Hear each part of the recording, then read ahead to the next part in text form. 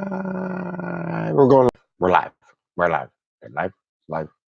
5amMesterScrum. Scrum. Good morning, everyone. Hope you're doing well. It is Monday. It is 5:33 a.m. on a Monday. I'm back in Philly, back in my office with doing a show. So I'm back from taking my class, my Business Agility Foundations class with IC Agile the other day. So that was good. It was on the weekend, so I didn't take off work, which is good. And I'm back. Come back. Everybody, Dad, read me a story. I'm like, did you go to sleep? Why aren't you sleeping? I guess I got missed. Anyway, it's 5 a.m. Mester Scrum. I'm Greg Mester, Agile Coach and Scrum Master, here to talk with you about Agile and Scrum. Hopefully, I'll bring up some things I learned during the class this week. And I got to do a little more reading, and I'll bring them in. And we're here to talk, like I said, Agile and Scrum. So you can go home to your family and friends or take a class on the weekend. You're not doing coding on the weekend. Unless it's something you really want to do. Maybe you have something on the side that you want to learn a new skill, a new craft. That's why we do it, right? Be efficient in what we do so we can grow and build upon our capabilities. And then bring more value to the business, to our customers, maybe to yourself. But do it in such a way that it's not all stressed out. I think my voice sounds like it's deeper. I don't know. It's a long weekend. And we have some fun along the way, right? So it was a real good class. It was different. So trying to figure it out and got to do some more reading. And so it was good, but one of the things that was good, it made me think about a lot of things that were different that I haven't done yet. And some of the business activities that I want to do. And some of the thought processes that I need to do, like we'll talk about that personas. I think I talked about that before, one of the episodes earlier, and creating some personas for some of the business models that I want to do. So that's cool. And one thing that came up, the topic of a complex organism. If you ever see, so, and I want to compare it to Slack. It was something that dawned on me during the class. And the other thing I want to talk about today is Daily Scrum, because on a 2-hour drive, you get to listen to a lot of podcasts, right? So, and something that I just want to revisit Daily Scrum every once in a while, because I like going into the ceremonies and hitting them and talking about them specifically and making them a little better every time too. So we're going to talk Slack and we're going to talk Daily Scrum. So I don't know about you, but when you go to a lot of these classes, a lot of videos get reused. They share things. Like one is this the complex organism type description. And they like to show the videos of the flocks of birds where they fly through the air and move around and how complex that is, and or the fish in the sea, and you get the big schools of fish and how they react, and you're just like, how do you do that? And now lately they'll show videos of drones flying in the air. I should bring my drone. And the drones flying with each other, things like that. And they talked about, and they talked about how it self forms and how they check on everybody, and maybe they have little sensors. I was actually visualizing how I might do something like that with the drones, but how they check in with each other, and one person finds something, and then the other ones come in and they check it too, and they do their sensors. And I kind of thought a Slack was a self forming organism, the ultimate example of a self-organizing team, where I notice in Slack, and this is where I'm noticing teams adapting to it and not adapting to it. The ones that are self-organizing adapt to Slack like instantly. The ones who are not a very self-organizing team do not. And I visualized it from a self-organizing activity like we talked about with Scrum. The idea is that you got a problem, you got an idea, and you invite somebody into the problem, right? I got a bug or this issue. You invite your buddy, maybe a tester or whatever, to come look at something. Or maybe you're a tester. Hey, I found this issue. You invite some of the dev people over to take a look at it. They comment about it. That looks suspicious.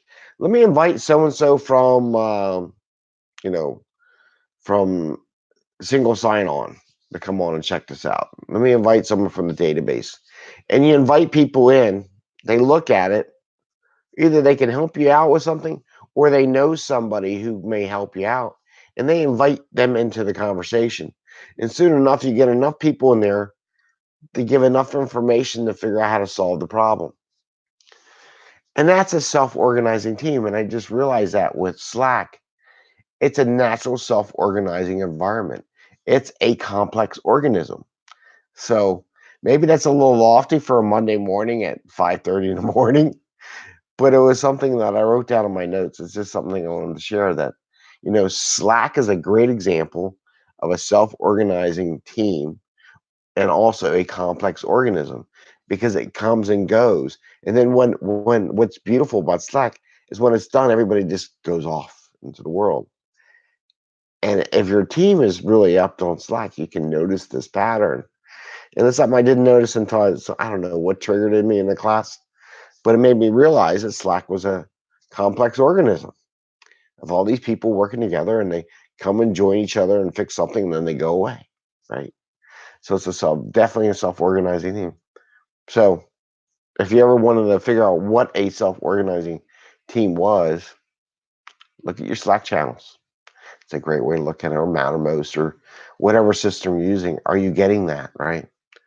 Um, but it's just something that it's just interesting. It just dawned on me how that works. And then if your team is not very self-organizing, they're not going to adapt it to it very well. Some people are very big self-organizers. They're going to pounce on that tool real fast. But something I noticed, Slack is a self-organizing team or a complex organism. It's just interesting to watch.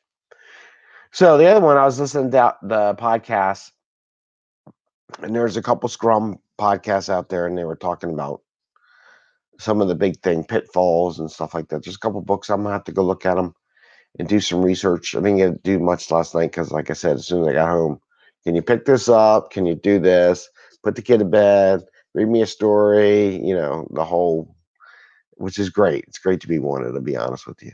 So that's cool. Daily Scrum. There are 3 questions, and what I notice is that new Scrum masters, right? Maybe they're trained in safe. Maybe they're trained something like they gotta follow those 3 questions to a freaking T, right? What did I do yesterday? What am I gonna do today? And then what blockers, right? Those 3 basic questions. Safe, I think they talk about it. About sprint goals. What did I do yesterday? Help sprint goal. What do I do today for sprint goal? And then what are blockers for achieving my sprint goal? And I'm like, we talked about this before. That is like the bare minimum daily scrum thing ever on the planet Earth. Bare minimum. What you really want as a scrum master and a team is the team to interact. That's more what those 3 questions are more of a status brief. What you want is, hey, Greg, I'm done my dev code. You can test it. That's what you want. You want, um, Jill, I need help trying to figure this dev issue out. I'm blocked right now. Can you come and help me? You know, or hey, I can't get this login working right. Hi, Greg, I'll help you out. And that's what you want. That's what you want in that daily scrum. You want to hand off like, hey, I'm not going to be here. You want that. It's all about communication. Like, I got to go to a doctor's appointment later. So I'm going to be out this afternoon. So if anybody wants to get me anything that you want me to review or do something, do it by 10 so I can review it before 12. So when I go out to lunch to go to my doctor appointment, I can do that. That's what you want in your daily scrums. You know, if it's overseas and you're not in the same area, you want everybody telling everybody when they're going to be there and not. And it's amazing how people don't know where anybody's at. I sit in those things. So, but daily scrum is about communication. How well are they communicating with each other? It's not a status brief. It's not an update. It's not, and it also tells you the health of your team and how your team's organized. If you have one person, one story, and and they don't need anybody else to help them develop that story, then it really is a status brief, right? But that's a poor way of getting work done. You need to break that stuff. And we talked about breaking down tasks and getting stuff done in a shorter manner. So, but anyway, I just wanted to talk about that. If you are doing just the 3 questions, change it up. Try to get people being more active and more how do they hand this stuff off. You as a scrum master can look at your backlog and who's going to get what. And you can prep the meeting ahead of time and not in stand up. Maybe you reach out to your teammates and say, hey, Greg, you're doing the dev work on this thing. Um, when you hand it off, I think Jimbo is going to be doing the testing on it. So make sure that you at Daily Scrum when you think you're done, let Jimbo know that's coming, right? Or let the testing person, let Jill know. I don't know. It could be anybody. Let them know how you're doing and where you're at, so that you can all come back together and test things and see how the handshakes are doing it and the handoff code. But that's what you want to get in Daily Scrum. And with that, I'm gonna let it go. It was funny commenting yesterday. It was like a 5 a.m. Mester Scrum. It's like, can't remember the name, but I know 5 a.m. Mester Scrum, right? It's like funny. So ring the bell, and they're like, yeah, ring the bell, right? This is getting stuck in people's heads. By the way, it's funny. And like us, subscribe, share, um, and have a great Monday. All right. Cheers. Take care. Bye. Doo doo. See ya.